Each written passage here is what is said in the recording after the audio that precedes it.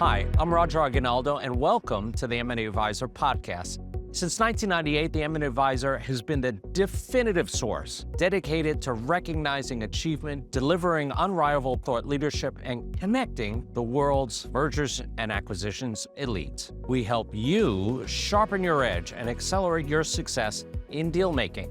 Whether you're an ambitious new player or a market veteran, this podcast provides masterclass strategies, unvarnished stories, and vital lessons from the industry's influential figures. Before we launch into this episode, be sure to follow us on YouTube, Apple Podcasts, and Spotify, and subscribe to our essential M&A Alerts email newsletter. Find all the links below. Your engagement fuels the deal-making community. Now let's get into the transaction. Hi, good morning, everyone, and thank you for being here so early on this Wednesday morning. As they mentioned, I am Tonya Mitchem Grindon at the law firm of Baker Donelson, and I will let Brock and Jonathan introduce themselves as well. Yeah, Brock Niezgoda out of Houston at a firm called Gray Reed, Houston and Dallas-based middle market law firm. Jonathan Lazarow out of Washington, D.C. and the Virginia DMV area. Our firm is a boutique M&A firm with a focus in obviously low middle market M&A, fund formation, and corporate governance. And this morning, thank you guys. This morning we are going to be discussing the topic of corporate governance when you are doing M&A transactions, because obviously if you're a business person or an IB, you will be focusing on getting the deal done. And we are your trusted advisors in getting that deal done, but our job is to also protect you in getting that deal done. So to start it off, we're going to talk a little bit about some of the issues that you face, governance challenges that you might face. And to start us off, Brock, can you talk a little bit about how boards and managers could balance their fiduciary duties with the strategic goals of getting their deal done, and how you navigate that and how you advise your clients on that? Yeah, for sure. So as you can imagine, deals are always trying to move at a quick pace, and you hear the saying, time kills all deals. But obviously you have to balance your legal and fiduciary duties as a board. And so the biggest advice that I always focus on is, being prepared as much in advance as possible, like with other parts of your deal. And so having in place processes and standards that you're looking for, so that when you're looking at a target, you can focus on the key issues and how those will impact your existing goals. Because if you're just kind of going in quickly without a long-term plan in place, you'll get a little bit lost, right? But if you have sort of financial, operational, regulatory, reputational risk and sort of standards that you're already looking to long-term, when you go into diligence, you can have your advisors really focus on what indicators are you seeing and what risk are you seeing and what thresholds are there. And then, in that process, you need to demand, high quality diligence materials, access to executives other than just maybe the CEO, right? To really find out what's going on. And then really just pushing your independent advisors, your Q of E folks, your lawyers to really dive in and do a deep dive on the diligence. And how do you balance having the management go fast and get the deal done with keeping the board of directors involved, or how do you think, what is the balance there of having the board involved, having them approve things versus trying to get the deal done as quickly as possible? Because I know in a lot of my deals, that's the tension, is that the CEO, the CFO keep doing all this stuff, and then meanwhile I might be having board members call me with questions. And so how do you navigate that? Yeah, so my advice is always just as clear and constant communication as possible, because like you said, I think sometimes the management team may try to handle a lot of it, and then all of a sudden at the 11th hour, you're sending some DocuSigns to some board members, and they're saying, well, what am I signing? What did you look at here? So that's why I think just keeping the board as deep and involved in the process as possible can be helpful. Okay. And if I could just add that not only do I agree with over communication, definitely it leads to faster, better outcomes, but it's also being clear up front early in the process as to what the expectations are and what a board really needs to think about. Because I think oftentimes in closely held companies, it's the CEO or majority shareholders who try to drive the value. And if there's minority shareholders, whether it's family or not, outside investors, just letting them know you still have this fiduciary duty to these other shareholders, even if they only own 20%. So that's where we always start with, is when we start the process, what their duties are, what they have to do, and what the expectations are. I think that's a really good point, Jonathan. And it's one of the things that I do when we start a sell process is I have a tutorial with the board if they have it, particularly if you're doing sell side strategic, right, and the board isn't used to being in that position before. I think having a preliminary conversation with the entirety of the board to talk to them about the process and what their duties are. You had mentioned a minute ago about the majority shareholders, and I think that's a good segue into the whole issue of conflicts of interest when you have LBOs and management buyouts and things like that. So, Jonathan, can you talk a little bit about how in your practice you help governance manage these conflicts of interest? Yeah, so one of the things to really talk about, especially in like a management buyout situation, so you have a founder who, say, wants to sell the business and sell it to a key executive, but there are other shareholders involved. And so what do we tend to do is we sit there with the conflicted party. We say, look, you're in your role as X, you're not conflicted, but as a buyer, you need to keep an arm's length on this deal. And we tell the CEO and the ownership team that even though it depends on where you're at. So Virginia isn't Delaware. We don't follow the Delaware standards. But we tell everyone that if you always follow what you do in Delaware, you'll never get in trouble. So we try to have an independent board member manage the discussion. We try to set it up as a committee.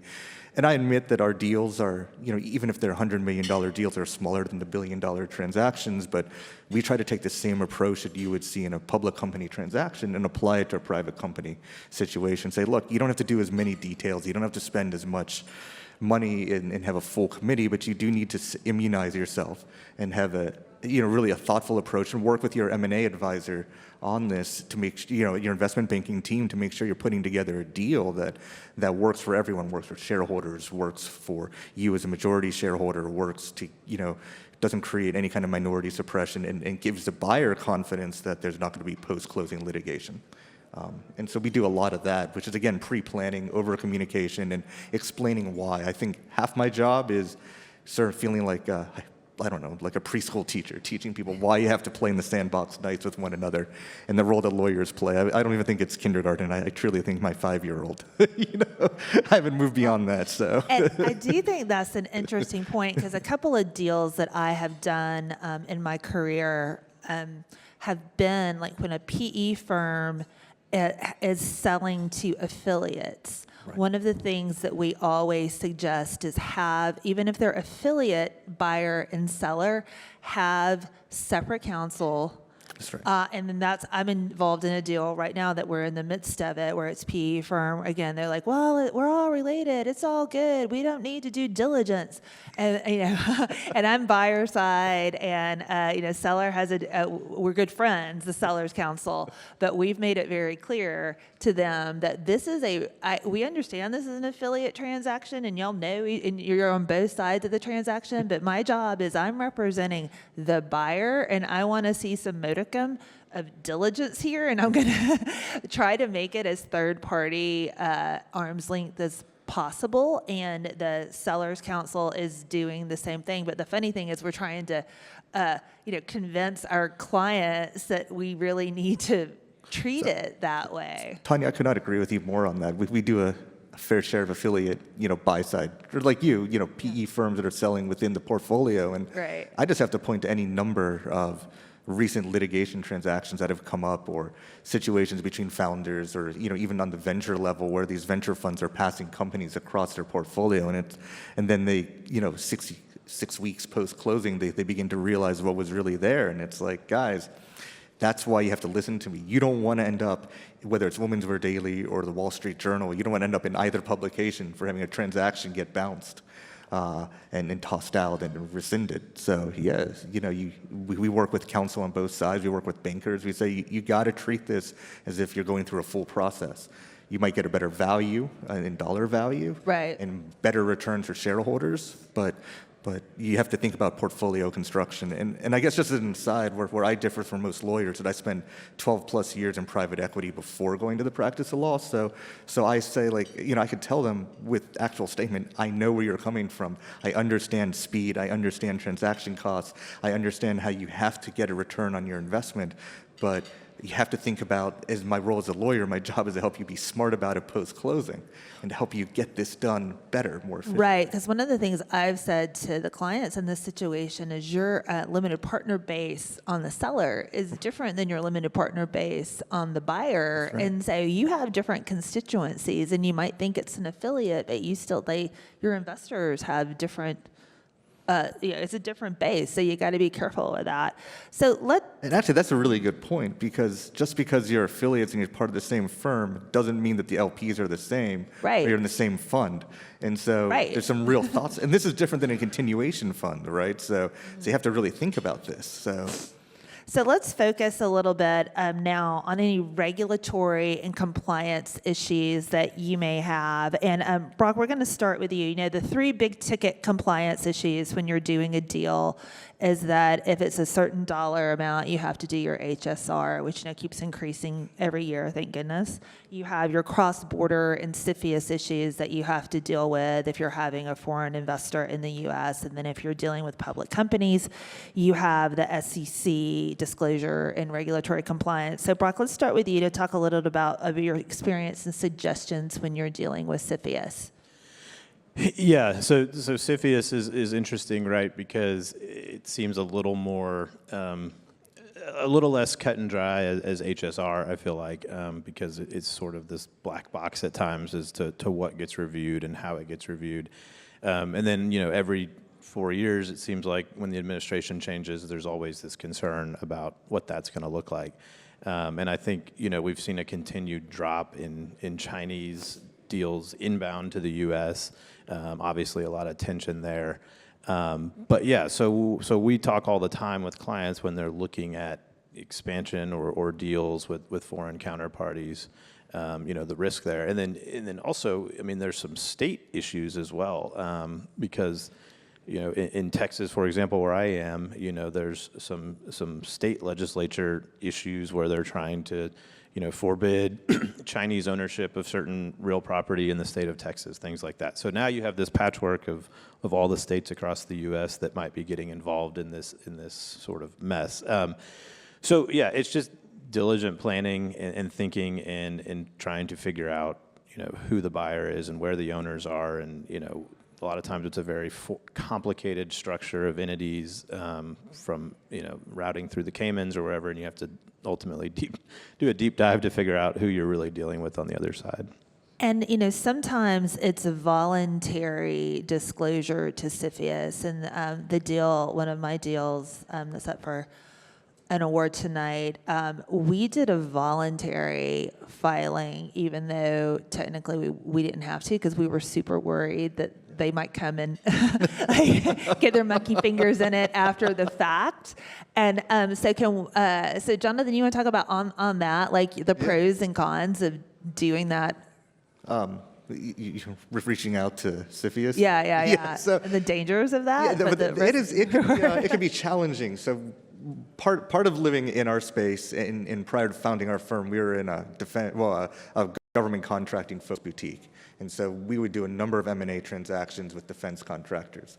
And being in both the DMV, the DC market, as well as Eastern Virginia, which is Norfolk, which is the Navy, we have a number of subcontractors and contractors that are doing military contracting. So when it comes to CFIUS, so for example, we did a deal a few years ago with the company that does the flight simulators for fighter jets. It was bought by a Canadian which you think is an ally, a Canadian defense contractor.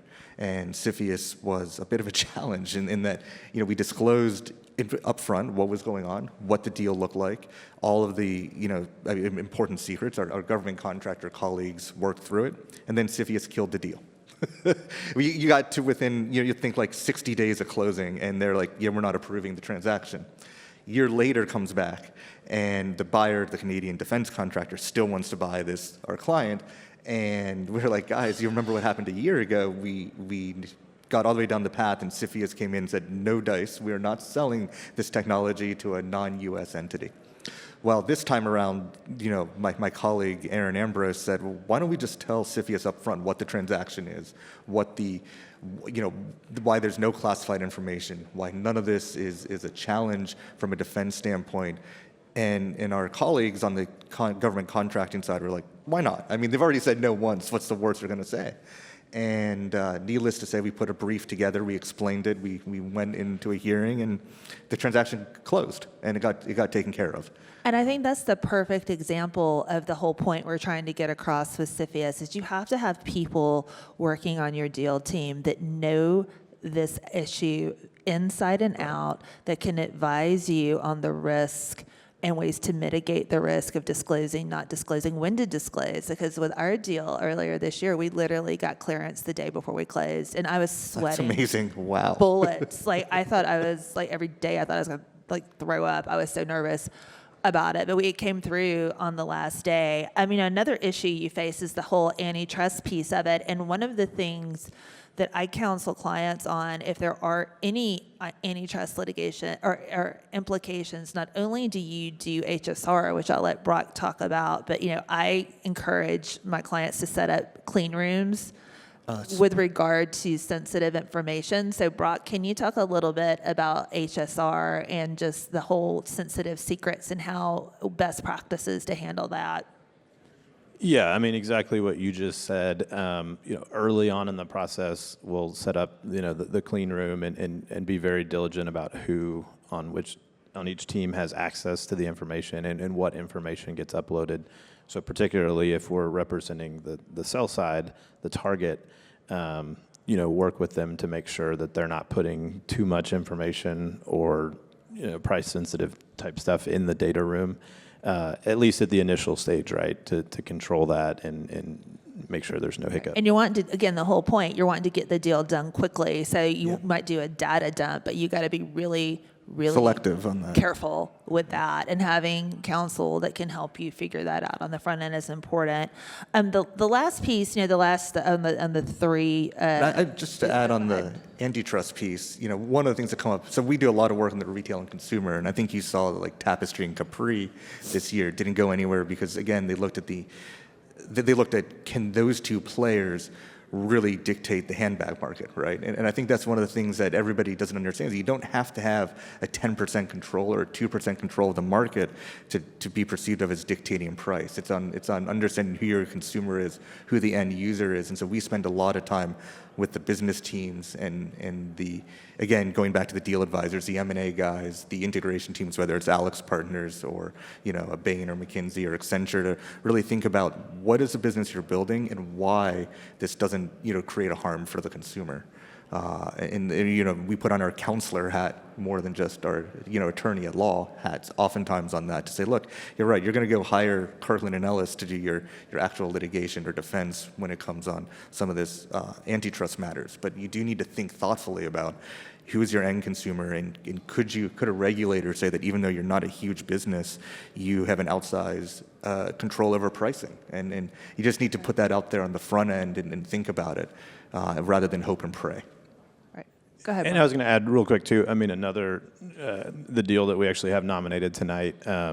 Interestingly, too, the foreign aspects of this too, because it's not just the U.S. HSR. That's right. And in a deal that we did, I think 75 to 80% of our clients' business was U.S. and Canada, but we had more antitrust compliance issues in the UK and Australia than we did here. UK being just a longer time process than the HSR filing.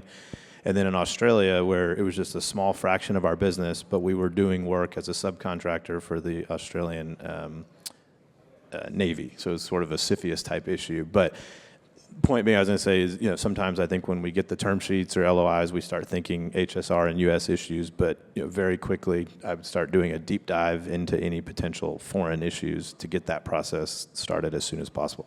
I think that's a really good point, and That's to a me great that shows wanting to go quickly, but on the front end, making sure that you have all of your issues, your high-level issues ready and addressed. Kind of the last leg of the three-legged compliance issue is the SEC piece, and I do a lot of public company M&A, and just the only thing I'd say that, because we're actually running out of time, is that just whether you're buy side, because that is super easy, because you just have to determine whether, typically, it's a huge acquisition, you might have some proxy statement issues, but typically it's an 8K analysis. But if you're sell side public company, which I've got one of those going on right now, again, the main thing on the beginning is just because you're having to do a proxy statement and you're having to deal with NASDAQ or New York Stock Exchange, and just make sure, again, on the front end, to know the process. Like I've got my client right now keeping a log of every single meeting, everything they do, just because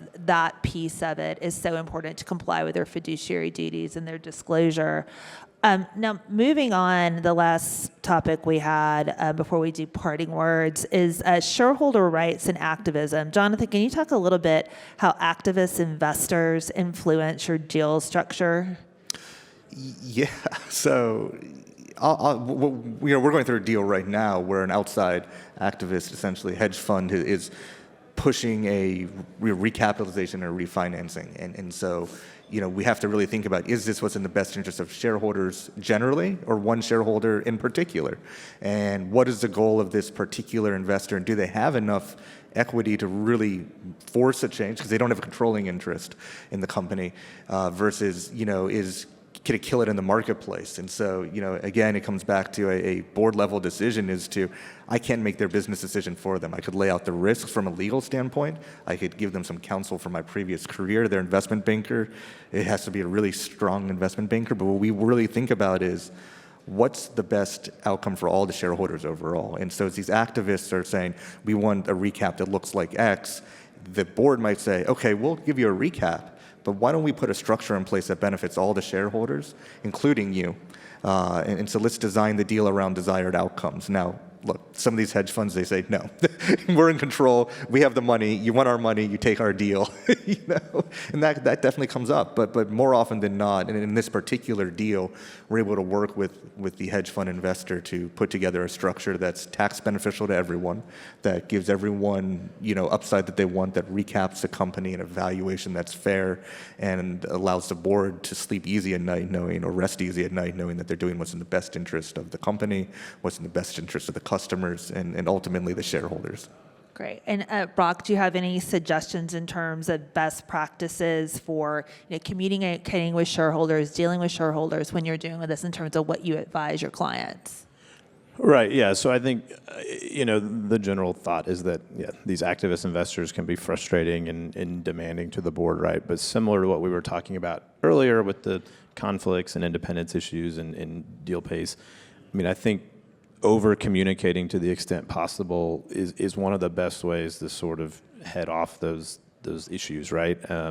Because sometimes they just want to be heard, right? And if you're kind of communicating with them, keeping them up to speed, telling them what the thought process is and what you're thinking, that can go a long ways. And I know that's tough, because a lot of times it is a tense relationship and you don't want to communicate as much, but the more you can and the more you can keep them advised, that can make a lot of headways. That's a really good point on this. Counterintuitive, Brock, oftentimes they're like, well, less is more. If I don't say anything, if I stay quiet, it's going to be better, and we'll just tell them at the end. It's like, no, actually, if you tell them up front and hit them over the head with it, you're going to get a deal done faster, more efficiently, and for less transaction costs.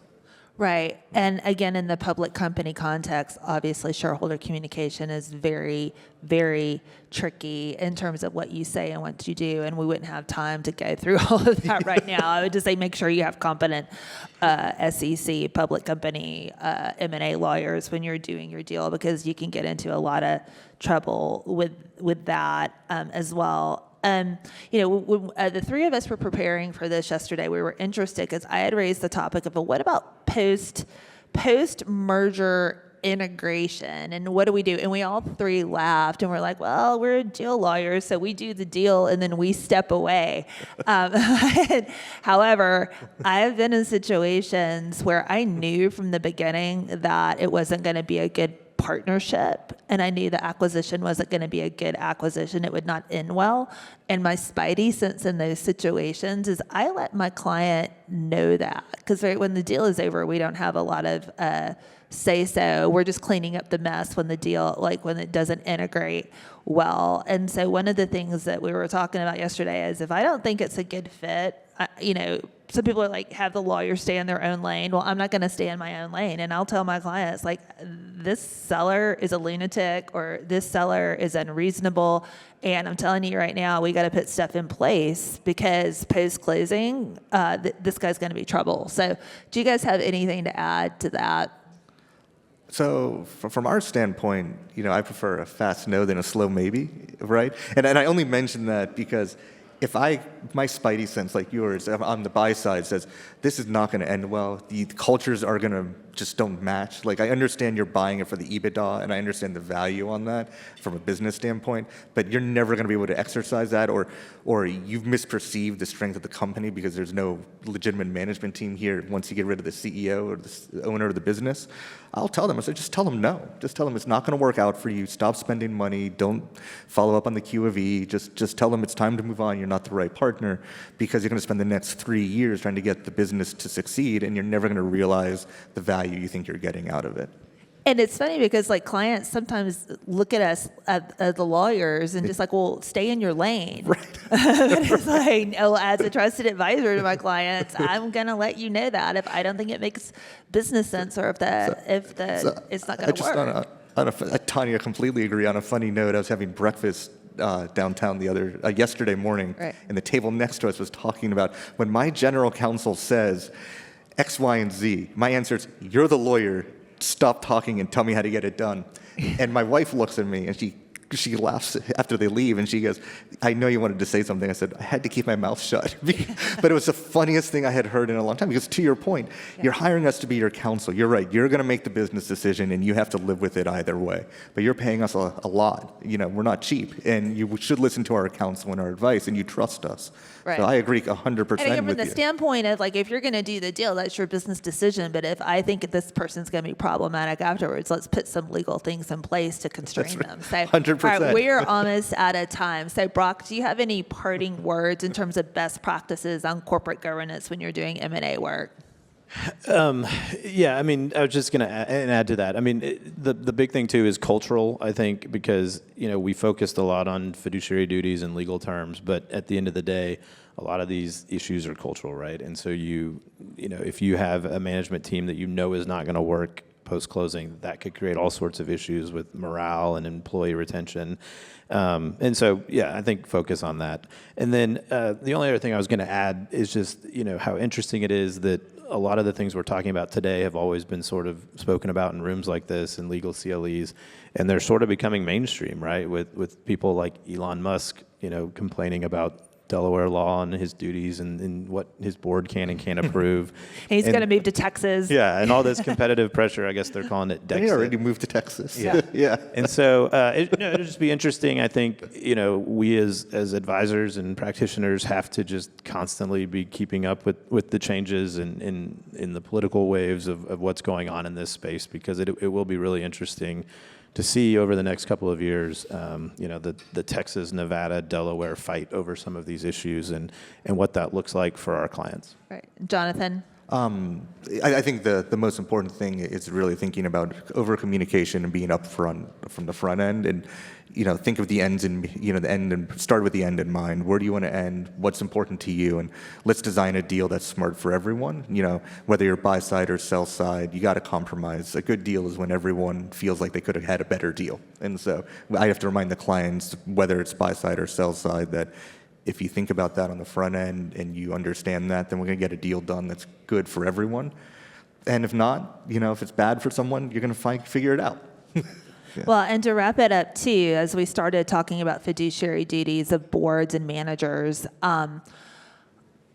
as we said in the beginning, the key point I would like y'all to take away is that you got to get a strategy on the front end for compliance with your fiduciary duties, and you have to know your board and whether they're astute at buying and selling, and even individual members of your board who might not be as astute in it. And you get a game plan on how the whole process is going to work. You get a game plan on what are your regulatory issues and your sticking points. And if you have counsel that can help you in the beginning, map it out and map all the different issues, I promise it will be a lot easier to get the deal done if you just take some time on the front end. We are out of time almost, but they did want us to open it up to questions, so we have literally 30 seconds.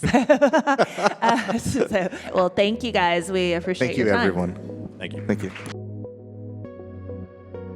We hope today's episode delivered actionable intelligence. We want to hear from the field. Share your questions or insights, leave a message on your favorite platform, or email us at editor@maadvisor.com. To secure your steady feed of premium M&A content, follow us on Spotify, Apple Podcasts, and YouTube, and subscribe to our M&A Alerts email newsletter. Find the links in the description below or visit us directly at our website at www.maadvisor.com. I'm Roger Aguinaldo, founder and CEO of the M&A Advisor. Thank you for being part of the M&A Advisor community. Until next time, stay decisive, stay connected, and happy dealing.